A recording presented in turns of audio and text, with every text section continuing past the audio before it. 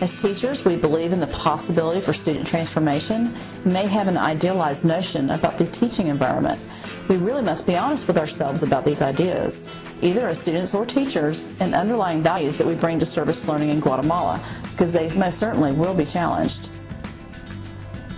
Study abroad often conjures up images of scenic landscape, sightseeing, and grand monuments, the tourism model. There are, however, an increasing number of discussions about the need for ethical engagement in study abroad. We've developed core principles or pillars that support consciousness raising and respectful engagement in this context. When purposefully considered, they design a solid structure, a parthenon of competent intercultural engagement.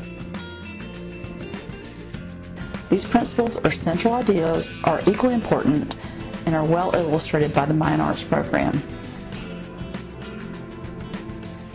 Before we talk about these pillars, it is important that we remember why we have this discussion about ethics or an ethical code. Fundamentally, ethics help us manage power.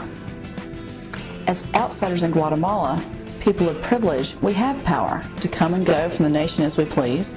We have power to spend our extra resources on a service learning trip and power in the access to higher education.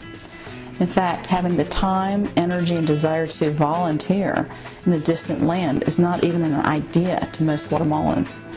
So, with power and privilege comes responsibility, and I'd like to underscore responsibility. Responsibility to do no harm and ultimately engage in an ethical manner.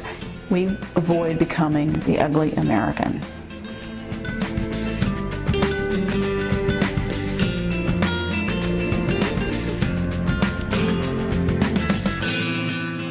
Back to the principles. Again, they are not presented in an order of importance, but rather they all come together and maybe even overlap in a way that helps us guide through ethical engagement in context of another culture, others' values, technologies, ideas.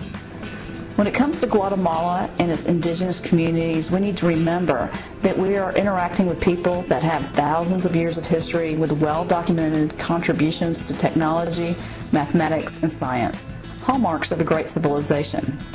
Because of this, we begin with the idea of community capacity.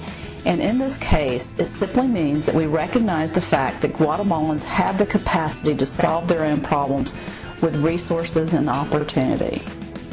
Our role as actors is to listen to the ideas of others, add in some of our own ideas, and then support problem solving and planning by the people and the communities using the appropriate technology and resources.